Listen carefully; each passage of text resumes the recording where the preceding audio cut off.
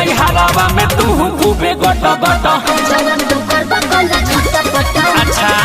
देखी फटार कपे चलती हटा मारे लगा जवन तू करबा कला छटा पटा देखी फटार कपे चलती हटा हमरा से जल्दी हो खबे ना करे अरे काहे हो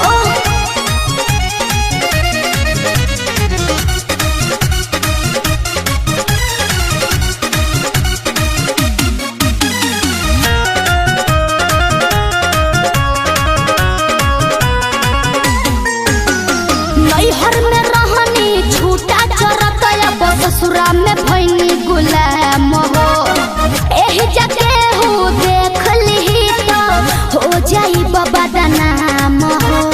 खता हो जाई अरे बहुत कुछ हो जाई ओइसन बात बात चला ए कोरा गोरी यार होई बिछाई के बोरा गोरी हो ना जाए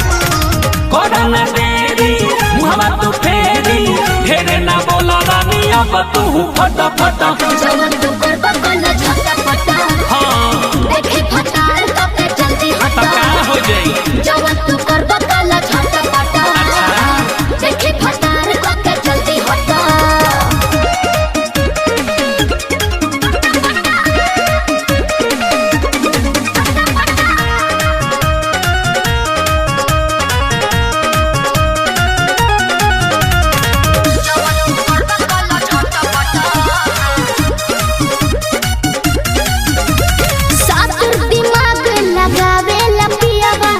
बात तू नहीं बुझेला दहिया के हमारा झुलवा बना के खाली तू यही पर झूलेला हमरा इहे निमन लगेला तनी बुझो ना शुभम के फील गोरी ऐसे तू रो ना आलम के दिल गोरी अरे मजबूरी हुआ हो बताइया रे खाला बारारी अब ए रानी तनी दहिया में सट सट जवन तू करबा कला छटा पटा काहे हो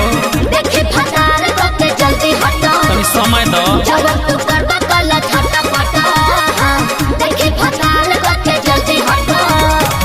काहे दे डालू हो काहे लजालू हो हमरा के देखी रानी खूबे चोनालू हो जाते ससुरावा हो गइलू दूरावा खइलू नहीं हरावा में तू खूबे गटा गटा जवन तू करबा कला छटा पटा अच्छा देखी फटार कपे जल्दी हटा मारे लगा जवन तू करबा कला छटा पटा